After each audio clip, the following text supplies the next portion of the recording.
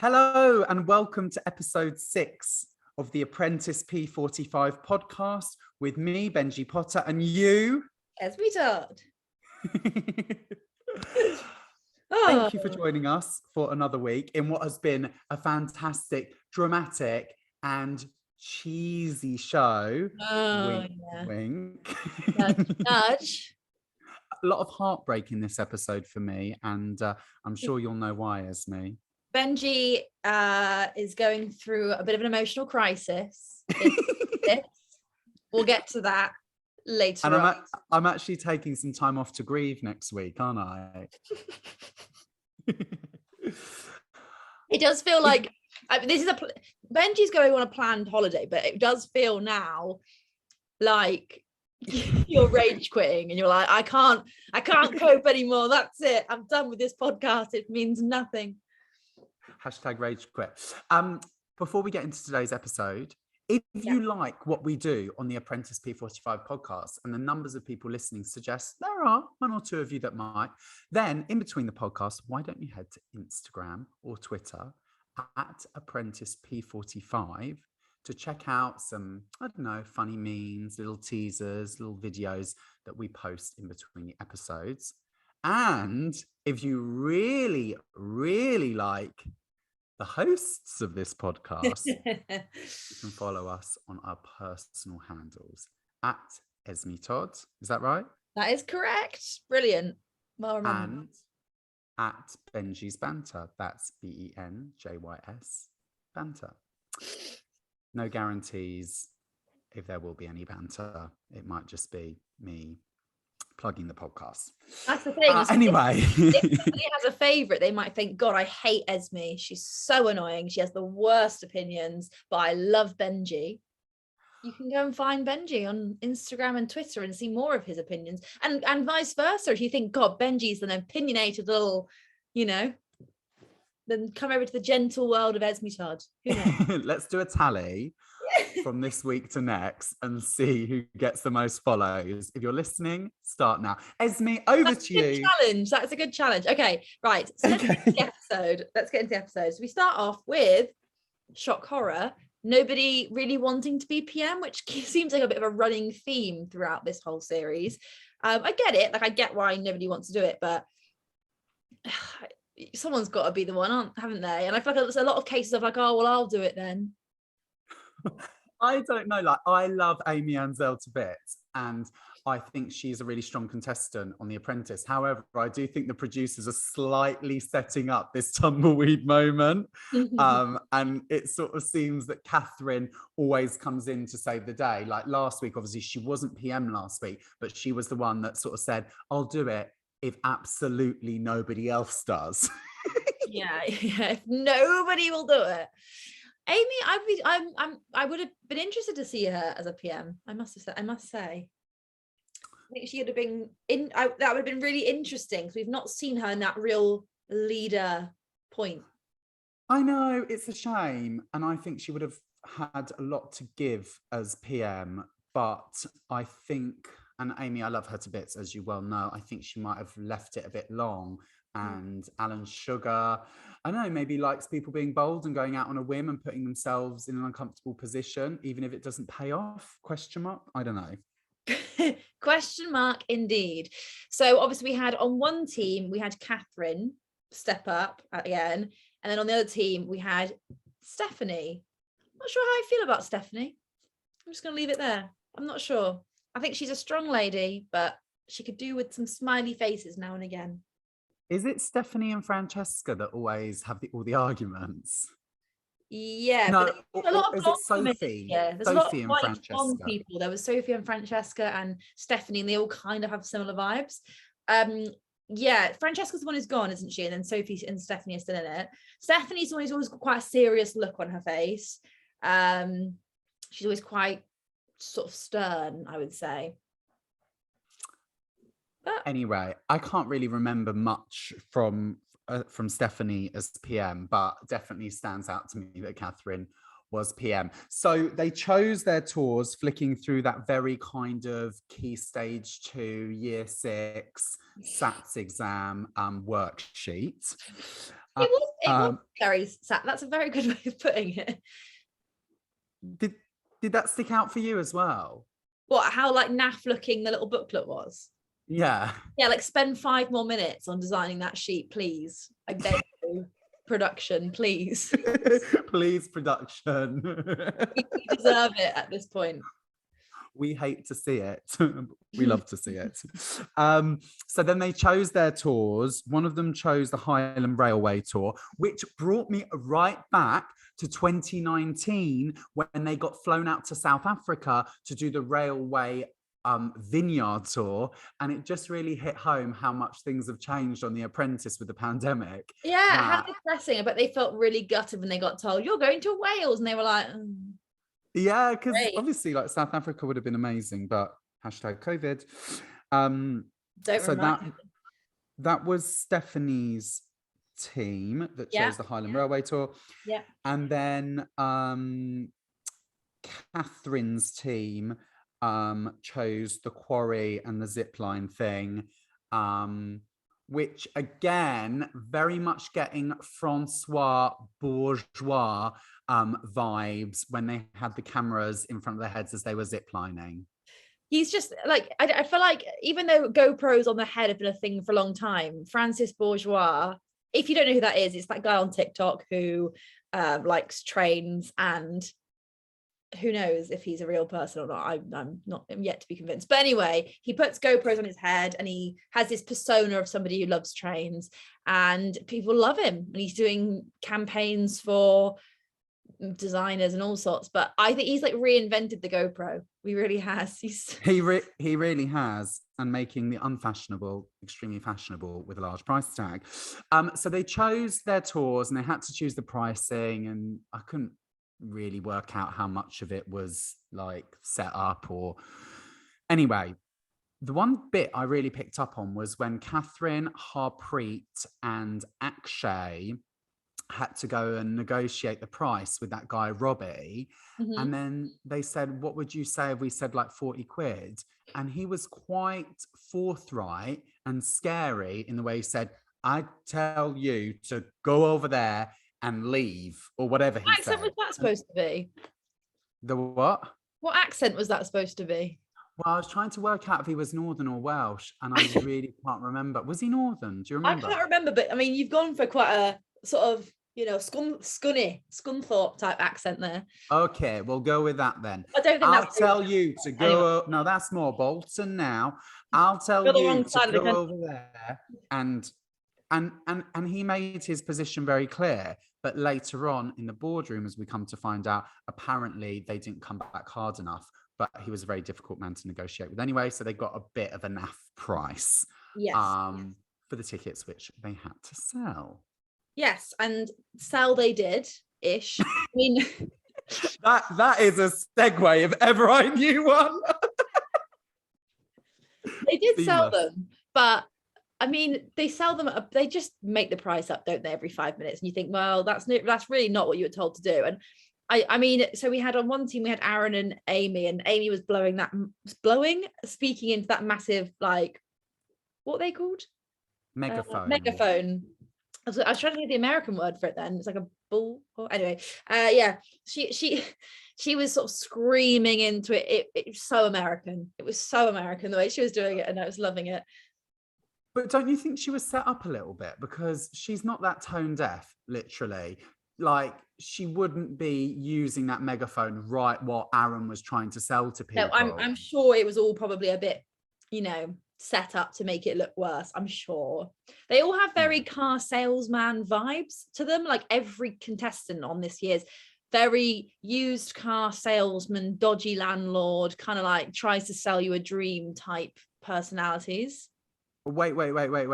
I'm the mean one.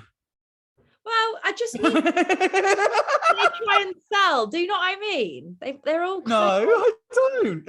They're also like, I'll sell you a dream. Go on, listen to me. I'll pitch you this. And like, oh, imagine you love whiskey. Oh, go on. I just feel like I wouldn't I wouldn't buy a thing of any of them because I just can't.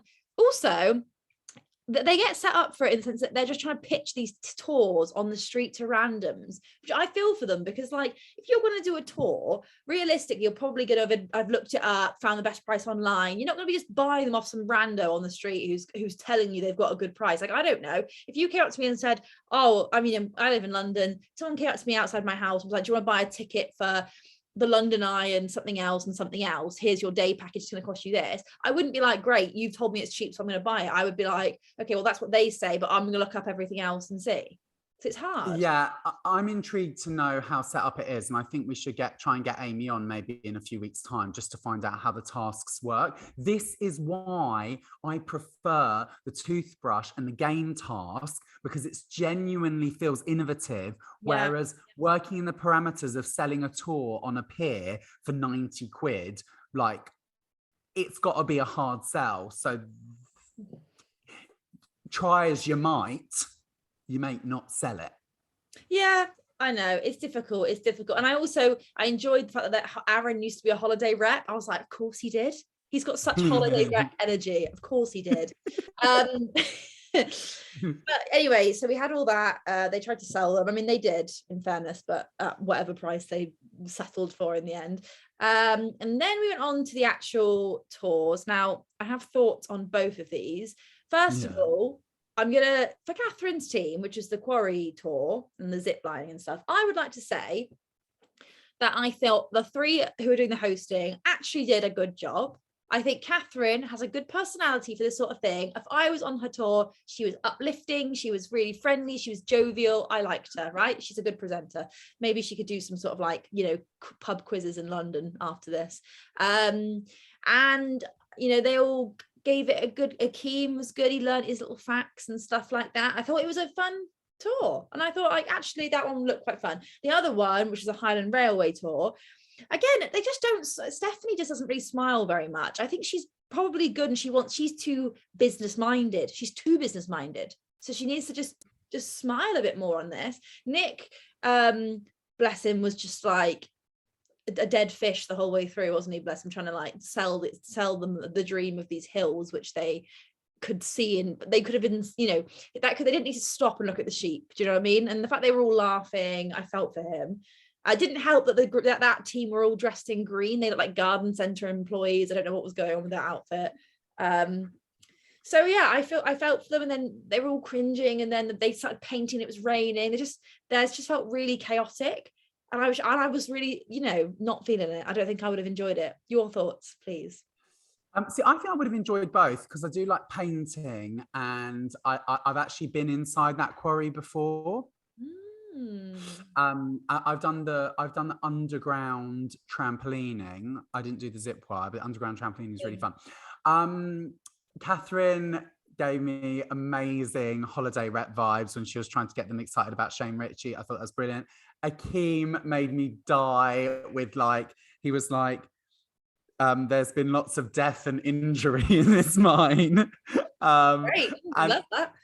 And Nick was, Karen said, and I'm sort of slightly jumping ahead, but Karen in the boardroom said, it was so bad, it was good.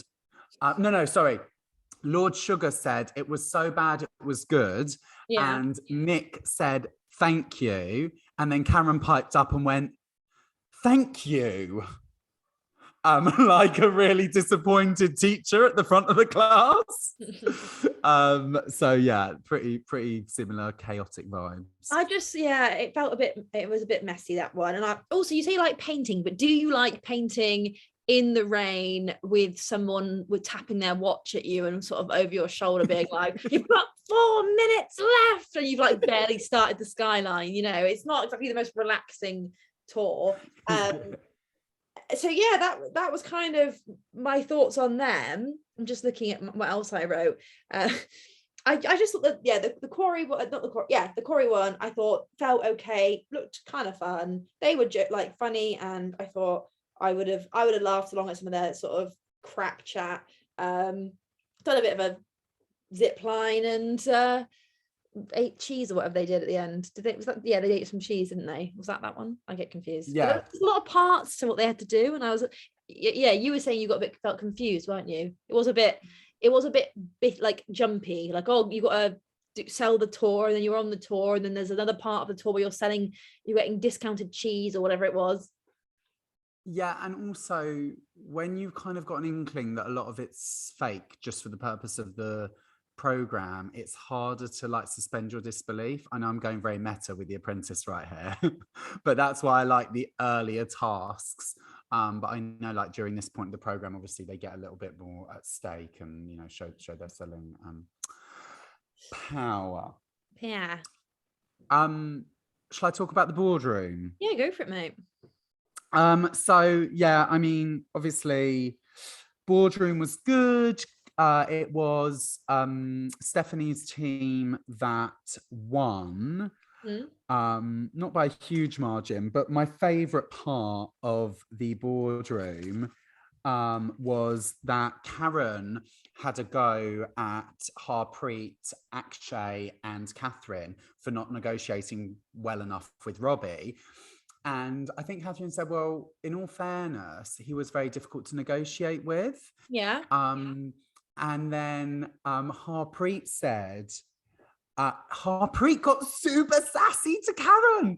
And I've shared the clip on our Twitter if you want to have a look. And she said, well, thank you for your thoughts, Karen. But I really tried to take part in the group or something like that. And I was like, sassy. And I actually was like, for the first time this series, felt like Karen was being unreasonable and the contestants actually had a point. So yeah, I think, but then Karen's meant to be really harsh to them, isn't that kind of her role, I suppose, in the show? So I don't believe she'd actually be that tough. Like, what can they do if he goes, I'm not selling them to you for any less? Well, what are they going to do? Hold him at gunpoint until he says, okay, I'll go cheaper. Like, what can they actually do? So they settled at a price when he was like, I'm not going. He looked very like, I'm not going any lower, and I believe that he wasn't going to go any lower. And then it's all very well and good him selling the tickets and then going, I would have gone down to 50. It's like, well, would you have? Or are you just saying this to like make them look bad, you know? Totally. And I'm like, have you watched the show, mate? Because being really tough on the contestants to the point where they can't negotiate with you is not really how it works. Exactly. I think it makes it, I don't know, it's a bit mean.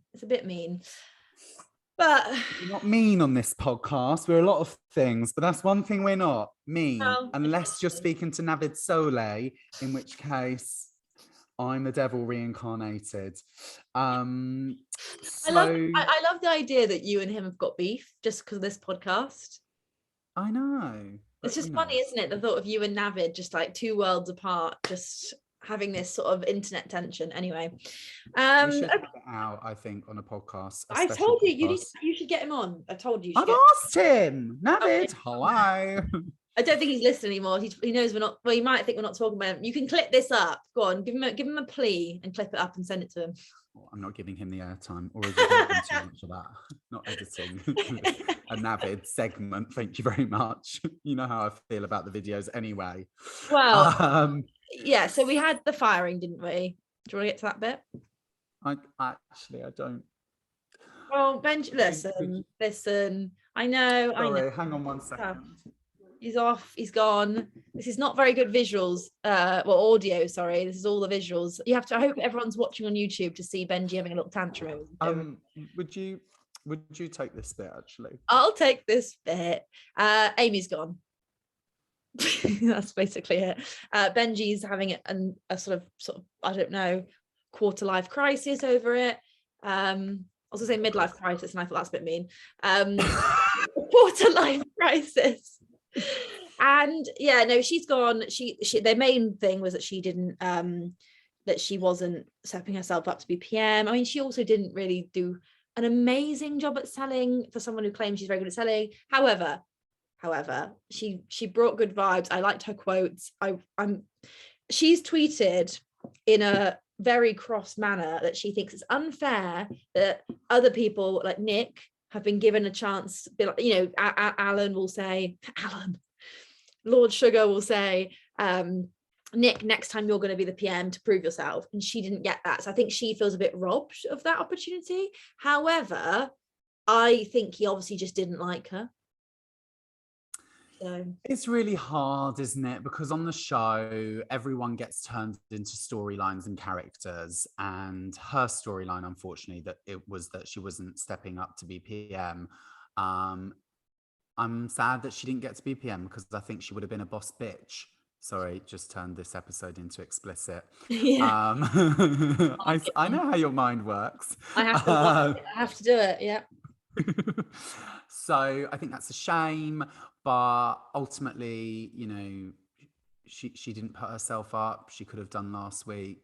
She didn't do it this week, and she got shown the exit. But she gave a really good exit interview in the cab. She was like, I'm looking forward to working on my 7-figure business and marketing it around the globe without Lord Sugar. And I was like, yes, boss bitch. Bitch. We've still not been given our supposed free samples of the Hollywood browser, actually. What product is that? Her product, the Hollywood browser. Would that be the Hollywood browser? Yes. Have you been sent one? No, I haven't, but I just want to mention it a few times so we get one. I thought you got sent one then. I was like, that's rude. I not got one. No, well, yeah, it's that like an derma planner, isn't it? Like dermaplaning? Is it what, planning? Planer. Yeah, not planning. It's not like a diary. It's a planer. Dermaplaner. It's where you can like shave your face and stuff.